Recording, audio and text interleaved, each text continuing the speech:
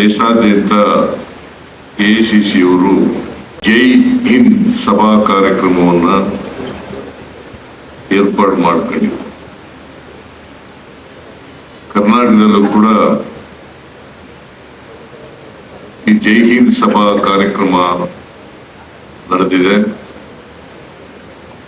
ಈ ಕಾರ್ಯಕ್ರಮದಲ್ಲಿ ಅತ್ಯಂತ ಸಂತೋಷದಿಂದ ನಾನು ಭಾಗಿಯಾಗಿದ್ದೆ. ನಾನು ಮೊದಲಿಗೆ ಪ್ರದೇಶ ಕಾಂಗ್ರೆಸ್ ಸಮಿತಿ ಅಡಿನಲ್ಲಿ ನಡೀತಾ ಇರ್ತಕ್ಕಂಥದ್ದು ಬಹಳ ಸಂತೋಷದ ವಿಚಾರ. ಇದನ್ನ ಇಷ್ಟೊಂದು ಅಚ್ಚುಕಟ್ಟಾಗಿ ಏರ್ಪಾಡು ಮಾಡಿರ್ತಕ್ಕಂಥ ಪ್ರದೇಶ ಕಾಂಗ್ರೆಸ್ ಅಧ್ಯಕ್ಷರಿಗೆ, ಎಲ್ಲ ಪದಾಧಿಕಾರಿಗಳಿಗೂ ಕೂಡ ನಾನು ನಮಸ್ಕಾರಗಳನ್ನ ಹೇಳಲಿಕ್ಕೆ ಬಯಸ್ತಾ ಇದ್ದೇನೆ. ಈ ಕಾರ್ಯಕ್ರಮ ಬಹಳ ಅಚ್ಚುಕಟ್ಟಾಗಿದೆ. ನಾನು ನಿರೀಕ್ಷೆ ಮಾಡಿರಲಿಲ್ಲ ಇಷ್ಟೊಂದು ಜನ ಸೈನಿಕರು ಸೇರ್ತಾರೆ, ಈ ಕಾರ್ಯಕ್ರಮ ಇಷ್ಟೊಂದು ಅಚ್ಚುಕಟ್ಟಾಗಿ ನಡೀತದೆ ಕೂಡ ನನಗೆ ನಿರೀಕ್ಷೆ ಮಾಡಿರಲಿಲ್ಲ. ಆದ್ರೆ ನನ್ನ ನಿರೀಕ್ಷೆಗೂ ಮೀರಿ ಮಲ್ಲಿಕಾರ್ಜುನ ಅವರು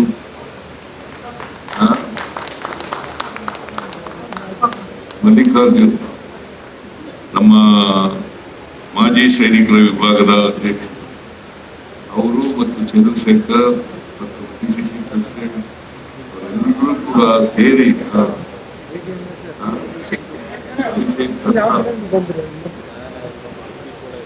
ಅವರೆಲ್ಲರೂ ಕೂಡ ಶ್ರಮ ವಹಿಸಿ ಬಹಳ ಜವಾಬ್ದಾರಿಯಿಂದ ಇಂಥ ಒಂದು ಕಾರ್ಯಕ್ರಮವನ್ನು ಏರ್ಪಾಡು ಮಾಡಿದ್ದಾರೆ.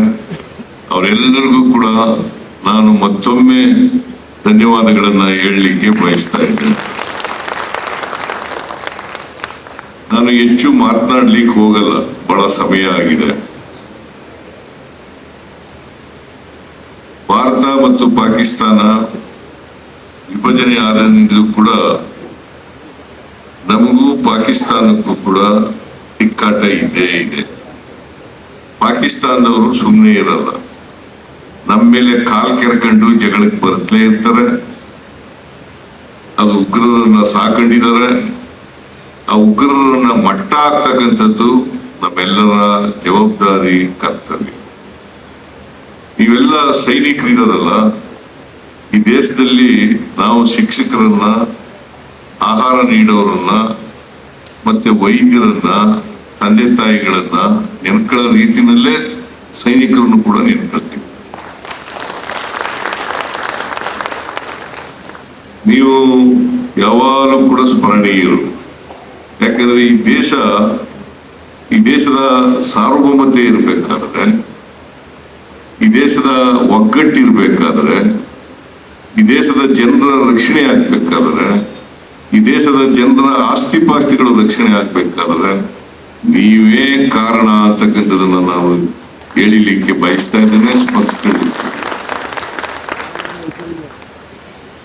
ನಾವೆಲ್ಲರೂ ಕೂಡ ದೇಶದ ರಕ್ಷಣಾ ವಿಚಾರ ಬಂದಾಗ ಎಲ್ಲರೂ ಕೂಡ 140 ಕೋಟಿ ಜನ ಒಗ್ಗಟ್ಟಾಗ್ತದೆ. ಕರ್ನಾಟಕದ 7 ಕೋಟಿ ಜನ ಒಗ್ಗಟ್ಟಾಗ್ತದೆ. ನಾವೆಲ್ಲರೂ ಕೂಡ ನಿಮ್ ಜೊತೆಯಲ್ಲಿ ಇದ್ದೇವೆ ಅಂತ ಹೇಳಲಿಕ್ಕೋಸ್ಕರ ಈ ಕಾರ್ಯಕ್ರಮ. ಯಾಕಂತಂದ್ರೆ ನೀವು ತ್ಯಾಗ ಮನೋಭಾವದಿಂದ ಈ ದೇಶದ ರಕ್ಷಣೆಯನ್ನ ಮಾಡ್ತಾ ಇದ್ದೀವಿ. ನಾವು ಅಷ್ಟೇ ಅಲ್ಲ, ಬರೀ ಸೈನಿಕರ ಜವಾಬ್ದಾರಿ ಅಲ್ಲ ಇದು. ಇಡೀ 140 ಕೋಟಿ ಜನರ ಜವಾಬ್ದಾರಿ. ಯಾಕಂದ್ರೆ ದೇಶದ ಸಾರ್ವಭೌಮತೆ, ದೇಶದ ರಕ್ಷಣೆ, ದೇಶದ ಒಗ್ಗಟ್ಟು, ದೇಶದ ಐಕ್ಯತೆ ಇರ್ಬೇಕಾಗಿರ್ತಕ್ಕಂಥದ್ದು ನಮ್ಮೆಲ್ಲರ ಜವಾಬ್ದಾರಿ. ಅದು ಪ್ರತಿಯೊಬ್ಬರು ಕೂಡ ಅವರ ಜವಾಬ್ದಾರಿಯನ್ನು ನಿರ್ವಹಿಸಿದಾಗ ಮಾತ್ರ ದೇಶದ ರಕ್ಷಣೆ ಆಗ್ಲಿಕ್ಕೆ ಸಾಧ್ಯ ಆಗ್ತದೆ ಅಂತಕ್ಕಂಥ ಮಾತುಗಳನ್ನ ಹೇಳಲಿಕ್ಕೆ ಬಯಸ್ತೇನೆ. ಇತ್ತೀಚೆಗೆ ಪಾಲ್ಗಾಮ್ ಘಟನೆ ನಡೀತು. ಆ ಘಟನೆ ನಡೆದ ಮೇಲೆ ಉಗ್ರರ ತಾಣಗಳನ್ನ ಪತ್ತೆ ಹಚ್ಚಿ ಅವರನ್ನ ಧ್ವಂಸ ಮಾಡ್ತಕ್ಕಂಥ ಕೆಲಸವನ್ನ ಮಾಡಿದ್ದಾರೆ ನಮ್ಮ ಸೈನಿಕರು. ಇದು ನಮ್ಮೆಲ್ಲರಿಗೂ ಕೂಡ ಹೆಮ್ಮೆಯ ವಿಷಯ ಅಂತ ಹೇಳಿ ನಾನು ಹೇಳಲಿಕ್ಕೆ ಬಯಸ್ತಾ ಇದ್ದೇನೆ. ಇಡೀ ಭಾರತೀಯ 140 ಕೋಟಿ ಜನರ ಹೆಮ್ಮೆಯ ವಿಚಾರ.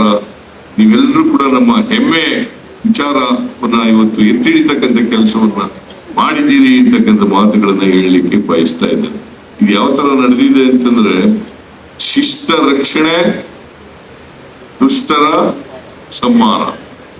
ನಾವು ಯಾವಾಗ ಹೇಳ್ತೀವಿ ಇದು ನಾಣ್ಣುಡಿನ, ಶಿಷ್ಟರ ರಕ್ಷಣೆ, ದುಷ್ಟರ ಸಂಹಾರ ಆಗ್ತಕ್ಕಂಥ ರೀತಿನಲ್ಲಿ, ಯಾರಿಗೂ ನಾಗರಿಕರಿಗೆ ತೊಂದರೆ ಆಗದ ರೀತಿಯಲ್ಲಿ ಉಗ್ರರ ತಾಣಗಳನ್ನು ಮಾತ್ರ ಗುರುತಚ್ಚಿ ಆ ಉಗ್ರರನ್ನ ಧ್ವಂಸ ಮಾಡ್ತಕ್ಕಂಥ ಕೆಲಸವನ್ನ ಮಾಡಿದ್ದೀರಿ.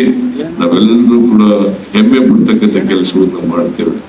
ಅಷ್ಟು ಜೊತೆಗೆ ಇವತ್ತು ಮಾಜಿ ಸೈನಿಕರ ಅವರ ಕುಟುಂಬದವರಿಗೆ ಗೌರವವನ್ನು ಸಲ್ಲಿಸತಕ್ಕಂಥ ಕೆಲಸವನ್ನು ಕೂಡ ಮಾಡಿದ್ದಾರೆ.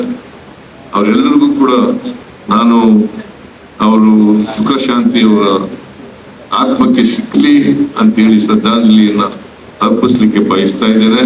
ಅವರ ಕುಟುಂಬ ವರ್ಗದವರಿಗೆ ಅವರ ಸಾವಿನ ದುಃಖವನ್ನ ನೀವೆಲ್ಲರೂ ಕೂಡ ವೀರ ಮಾತೆಯರು ಅಂತಕ್ಕಂಥ ಮಾತುಗಳನ್ನ ಹೇಳಲಿಕ್ಕೆ, ವೀರ ತಂದೆಯರು ಅಂತಕ್ಕಂಥ ಮಾತುಗಳನ್ನ ಹೇಳಲಿಕ್ಕೆ ಬಯಸ್ತಾ ಇದ್ದೇನೆ. ನೀವು ಇಂಥ ದೇಶ ಕಾಯ್ತಕ್ಕಂಥವ್ರಿಗೆ ಜನ್ಮ ಕೊಟ್ಟರಲ್ಲ, ಅದೇ ಒಂದು ನಮ್ಮೆಲ್ಲರ ಪುಣ್ಯ ಅಂತಕ್ಕಂಥ ಮಾತುಗಳನ್ನು ಬಯಸ್ತಾ ಇದ್ದೇನೆ. ಅದರಿಂದ 2 ವಿಚಾರಗಳನ್ನ ನಾನು ಈ ಸಂದರ್ಭದಲ್ಲಿ ಹೇಳಲಿಕ್ಕೆ ಬಯಸ್ತಾ ಇದ್ದೇನೆ. ಒಂದು ಪತ್ರಿಕೆಯಲ್ಲಿ ವರದಿಯಾಗಿದೆ, ಕ್ಯಾಂಟೀನ್, ಮಿಲಿಟರಿ ಕ್ಯಾಂಟೀನ್ಗೆ ಎಕ್ಸೈಸ್ ಡ್ಯೂಟಿ ಹಾಕ್ತಾರೆ ಅಂತ ಹೇಳಿ ಹಾಕಲ್ಲ.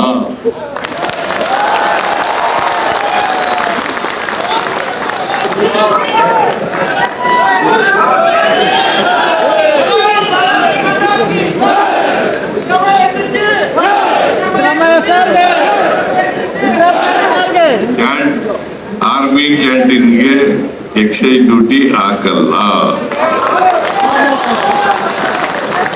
ಎರಡನೇದು,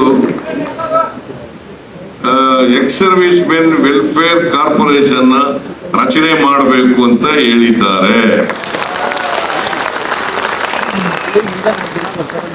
ಅದನ್ನು ನಮ್ಮ ಸರ್ಕಾರ ರಚನೆ ಮಾಡಲಿಕ್ಕೆ ಎಲ್ಲ ಪ್ರಯತ್ನಗಳನ್ನು ಕೂಡ ಮಾಡ್ತೇವೆ ಅಂತಕ್ಕಂಥ ಮಾತು. ಮತ್ತೆ ಇಷ್ಟೇ ಅಲ್ಲ, ನಾವು ನಿಮ್ ಜೊತೆಗಿದ್ದೀವಿ.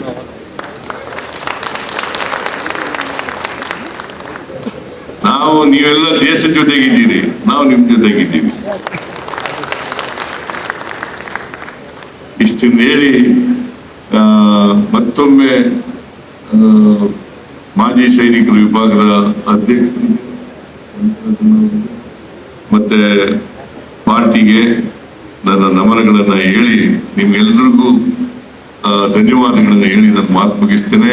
ಜೈ ಹಿಂದ್, जय कर्नाटक। सबसे पहले आप सबका बहुत बहुत स्वागत। पूरे देश को, कर्नाटक के हर भाई बहन को आप पर गर्व है, आप पर फख्र है, आप पर नाज है। ये हमारी तीनों सेनाएं हैं जिसकी वजह से हम सब खुली स्वतंत्रता की सांस ले पाते। ये आपका शौर्य है, ये हमारी सेनाओं का पराक्रम है, ये हमारी सेनाओं की बहादुरी है जो भारत मां की, मां भारती की रक्षा के लिए एक कदम पीछे नहीं हटाते। दुश्मन की गोली सीने पर खाकर भी तिरंगे में लिपट कर घर वापस आना बेहतर समझते हैं, इसकी बजाय कि दुश्मन 1 इंच हमारी भूमि पर पांव रख सके। ये केवल आपकी वजह से संभव है। आपके शौर्य को सलाम, आपके पराक्रम को सलाम, आपकी बहादुरी और वीरता को सलाम। 1965 की लड़ाई हो या 1971 की लड़ाई हो या 1947 में कश्मीर में कबायलियों द्वारा और पाकिस्तान की सेना द्वारा किया गया हमला, हर बार हमारी सेना ने, और फिर कारगिल हो या इस बार ऑपरेशन सिंदूर हो, हमारी सेना ने जाबाज तरीके से और बहादुरी से और पराक्रम से हमेशा दुश्मन को जवाब दिया है कि मां भारती की तरफ अगर एक आंख उठाकर कोई देखेगा तो फिर हमारी सेना उसका वो हाल करेगी जो हमारी सेनाओं ने करके दिखाया है। पाकिस्तान के 2 टुकड़े आपने करके दिखाए इंदिरा जी के नेतृत्व में, और एक बार फिर ऑपरेशन सिंदूर में आपने कर दिखाया कि हमारी सेना दुनिया की सबसे बेहतरीन सेनाओं में से है। दोस्तों साथियों, मैं बहुत लंबा समय नहीं लूंगा, पर यह भी सच है कि हम सेना के पराक्रम और शौर्य की सराहना तो करते हैं, हम उनको सलाम और सैल्यूट तो करते हैं, हम उनकी बहादुरी का गुणगान तो करते हैं, पर यह भी सच है कि सेना की उस तैयारी के लिए हमें एक मुल्क के तौर पर, एक पूरे मुल्क के तौर पर जो मदद करनी चाहिए, क्या वो हम कर रहे हैं? ये सवाल भी इस सभा के माध्यम से उठाया जाना चाहिए। मुझे केसी वेणुगोपाल जी एक दिन पूछ रहे थे, जब मैं हमारे संचार विभाग कम्युनिकेशन का हेड था, how many vacancies are there in the armed forces today? So we requested one of our members of parliament to ask this question, sir. And after 2023, government has stopped giving this data. But it is now estimated, that time the vacancies were 1,22,000 with over 15,000 officers post vacant. Today, in the Indian Armed Forces, 1,75,000 posts are vacant. And it is estimated by defense experts that about 25,000 officers post may be vacant in the 3 armed forces. How are we going to effectively help our armed forces in serving our country if we don't do recruitment?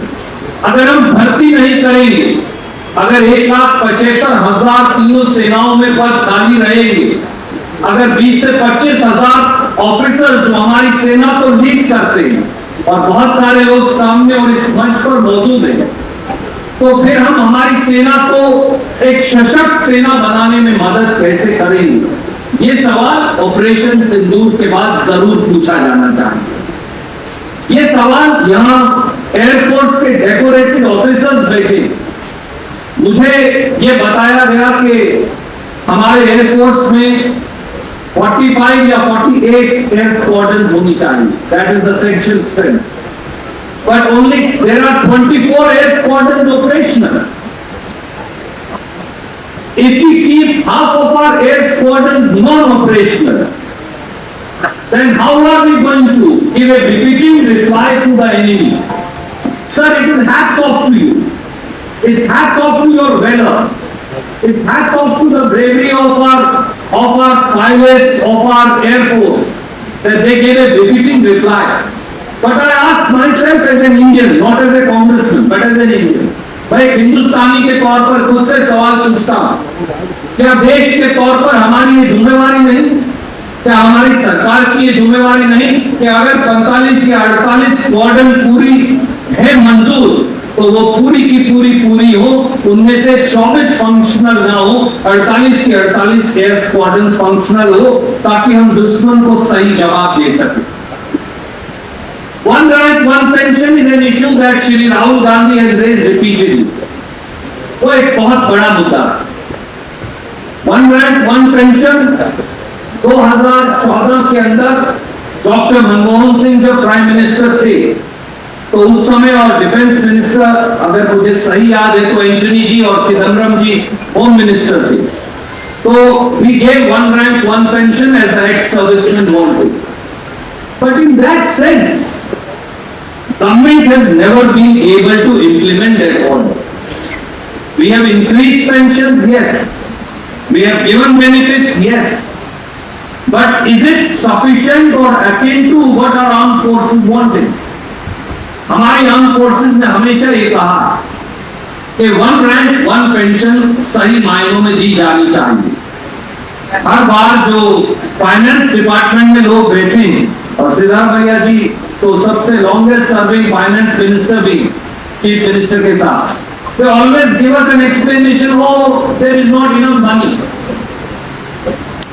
I as a citizen of India, I as somebody who has family in the armed forces, who continue to serve and who have served as a member of the armed forces of India, I ask today myself, I ask that of my government, I ask that of every Indian, I ask that of every Kannadiga, कि अगर फौज को 1 rank 1 pension देने की आवश्यकता है तो उसकी आड़ में पैसा क्यों आता है? कहीं और से पैसा कम कर दीजिए, सबका 2-2 हजार रुपया कम कर दीजिए, कोई दिक्कत नहीं, 5,000 कम करिए, पर हमारी सेनाओं को 1 रैंक 1 पेंशन दीजिए, उस पर समझौता नहीं। मुझे याद है कि जब कांग्रेस की दिल्ली में सरकार थी, क्योंकि अब एक रियल पॉसिबिलिटी जो है, जिसके बारे में जब भी arm service personal, x arm service personal जब भी वो मिलते हैं तो वो ये बताते हैं कि ट्रू फ्रंट वॉर एक real possibility. We can't wish it away. somebody, a civilian can't say, oh, it's never going to happen. Our army, our air force, our navy knows better. And serving armed services personnel and the retired generals of the army who have led commands, who know operational efficacies, they have repeatedly said that a true front war in India is a real possibility. और उस true front war को देखते हुए doctor Manmohan Singh ji की सरकार ने एक mountain strike force की बात की थी, जिसमें 60,000 पर्सनल होने थे, ताकि कभी भगवान न करे ये पॉसिबिलिटी हो, we should be fully prepared for it. Even today in this operation Sindoor, we saw how China and its was actively assisting Pakistan on the other side. Why has Mountain Strike Corps not been implemented for 11 years? That's a question that must be asked. Not for criticizing the government, but for the operational efficacy and assistance of our armed forces. ये सवाल जरूर पूछा जाना चाहिए कि अगर 2 front पर लड़ाई हो गई चीन और पाकिस्तान से, तो हमारी आर्म फोर्सेस को, हमारे सिपाहियों को, हमारे ऑफिसर्स को किस किस चीज की आवश्यकता है? देश की ये कर्तव्य है देश का कि वो सारी चीजें दिलवाए, उनके लिए इंतजाम करके रखे। और डॉक्टर मनमोहन सिंह की सरकार ने माउंटेन स्ट्राइक फोर्स की स्थापना का निर्णय किया था ताकि ट्रू फ्रंट वॉर के अंदर वो काम आए, पर आज तक वो रिक्रूटमेंट क्यों नहीं हो पाई और सरकार ये कब करेगी, ये सवाल तो पूछा जाना चाहिए। और ड्रोन और मॉडर्न वॉरफेयर वो एक रियल पॉसिबिलिटीज है अब जो जमीन पर दिखती। इस बार भी ऑपरेशन सिंदूर में हमने देखा कि दुश्मन ने पूरी की पूरी एक ड्रोन आर्मी का इस्तेमाल किया। और देश से हमारी फौज की ये मांग है कि एक सेपरेट ड्रोन बटालियन और इसी प्रकार से रोबोटिक्स और एआई का इस्तेमाल इन दोनों के लिए हमारी आर्म फोर्सेस को इक्विप करने की फाइनेंशियली टेक्निकली सुटेबल आवश्यकता है। यह सवाल तो जरूर खड़ा किया जाना चाहिए सरकार से कि वो ये कब करेंगे ताकि हमारे लोगों को इस बात के लिए पूरी तैयारी की मदद मिले।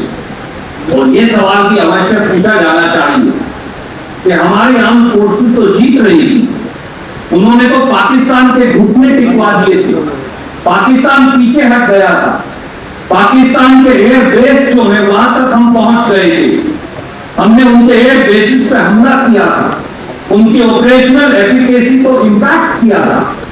और ऐसे समय में जब सब ये मान रहे थे कि आज हिंदुस्तान उग्रवाद के पूरे ढांचे को तहस नहस कर देगा, नष्ट कर देगा, तो एकदम युद्ध विराम की आवश्यकता क्या पड़ गई।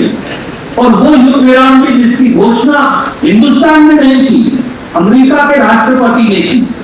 मैं आज एक हिंदुस्तानी के तौर पर पूछता हूं, हम दूसरे देशों का सम्मान करते हैं, उसमें कोई बुराई नहीं, पर अमेरिका के राष्ट्रपति कौन होते हैं हमारे युद्ध विराम का फैसला करने वाले 5:35 पर अमेरिका के राष्ट्रपति डोनाल्ड ट्रंप अपने ट्विटर हैंडल से हिंदुस्तान और पाकिस्तान के बीच युद्ध विराम की घोषणा करते हैं। 5:38 पर पाकिस्तान के विदेश मंत्री युद्ध विराम की घोषणा करते हैं और विक्रम मिश्री जी जो हमारे विदेश सचिव हैं वो 5:58 पर देश को बताते हैं। कौन है अमेरिका या कौन है तीसरा मुल्क तो हमारे युद्ध विराम का निर्णय कर सके? ये सवाल तो जरूर पूछा जाना चाहिए और यह भी पूछा जाना चाहिए कि उस युद्ध विराम की शर्त क्या है। क्या पाकिस्तान और उग्रवाद के ढांचे को खत्म कर देगा? क्या मौलाना मसूद अजहर और अब्दुल राउफ जैसे, दाऊद इब्राहिम जैसे उग्रवादियों को हिंदुस्तान को सौंप देगा? क्या वो 5 उग्रवादी जो पहलगाम में आए थे वो हमें वापस मिलेंगे ताकि हम तख्त लगाकर उनको फांसी लटका सकें, जैसे आपने अजमल कसाब को लटकाया था हमारी फौज ने बम्बई हमले के बाद? ये सवाल पूछे जाने चाहिए क्योंकि युद्ध विराम शर्तों के आधार पर होता। याद करिए जब आपने पाकिस्तान के 2 टुकड़े कर युद्ध और उसके बाद युद्ध विराम करवाया था, फील्ड मार्शल मानेक शाह जी थे, हमारी फौज के बहादुर लोग थे, बहुत सारे आप में से उस समय शायद आपने सर्व किया होगा। तो इंदिरा जी ने बाकायदा शिमला समझौता किया था और पाकिस्तान के घुटने टिकवाए थे, लिखकर पाकिस्तान ने समझौता किया था। आज पाकिस्तान ने हमसे क्या समझौता किया है युद्ध विराम का? उसकी शर्त क्या है? क्या वो अब दोबारा हमारे फौजी जवानों पर घात लगाकर हमला करना बंद कर देंगे? क्या पाकिस्तान के टेरर कैंप्स को खत्म कर देंगे? ये सब बातें जो हैं, इन सब बातों के बारे में सवाल तो पूछा जाना चाहिए क्योंकि राष्ट्रीय सुरक्षा का मुद्दा। मैं बहुत लंबा समय नहीं लूंगा क्योंकि हमारे चीफ गेस्ट यहाँ पर हैं, बहुत सारे आर्म फोर्सेस के हमारे अधिकारीगण यहाँ हैं। दोस्तों, साथियों, आप सब जो जाबाज हमारी तीनों सेनाओं के साथी यहाँ आए, आपके जज्बे को सलाम, आपकी बहादुरी को सलाम। और आज हम ये वचन देते हैं आपको जय हिंद सभा से कि पार्लियामेंट के अंदर भी और पार्लियामेंट के बाहर भी हमारे आर्म फोर्सेस पर्सनल को जिस चीज की आवश्यकता होगी, सर्विंग को भी, रिटायर्ड को भी, इंडियन नेशनल कांग्रेस भी, हमारी कर्नाटक की गवर्नमेंट भी सिद्धारमैया जी के नेतृत्व में और डी.के. शिव कुमार जी के नेतृत्व में, जो खुद ही आज आर्म फोर्सेस पर्सनल लग रहे हैं, उन्हें भर्ती करवाना ही चाहिए। We will stand by you, we will stand with you, we will stand behind you, and we shall continue to support you unreservedly, and we will provide all support, not only from government of Karnataka, but also as a leading opposition party, the principal opposition party, led by Shri Mallikarjun Kharge and Shri Rahul Gandhi ji. That is our solemn promise to you. That is our solemn commitment to you. And the entire nation stands with our armed forces unreservedly, and we shall continue to support our armed forces. That is a resolve that everybody should take today. Thank you. Jai Hind. Namaskar. Thank you sir. ಧನ್ಯವಾದಗಳು. ನಾವು ಎಲ್ಲ ಗಣ್ಯರನ್ನ ನಾನು ದೀಪ ಹಚ್ಚದ ಮುಖಾಂತರ the moment they know about the incident, they send the minister to the Kashmir and they take care. I think they arrange a special flight itself. They take care and their travel arrangements of the victim families, and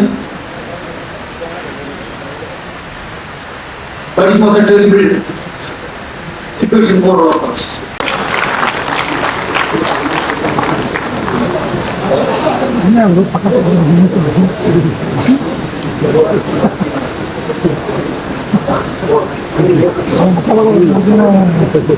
Now I request in this podium under the marvelous function organized by Karnataka Pradesh Congress Committee.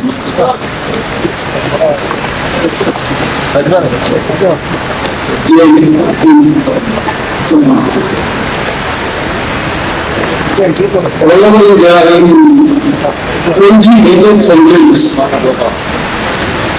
IICC decided to conduct Lady Sabha to salute our ex-armed personalities. This is not at all a political program. This is a totally an emotional program for Indian National Congress. We are already received Sukhewala narrated the reason behind this program was planned.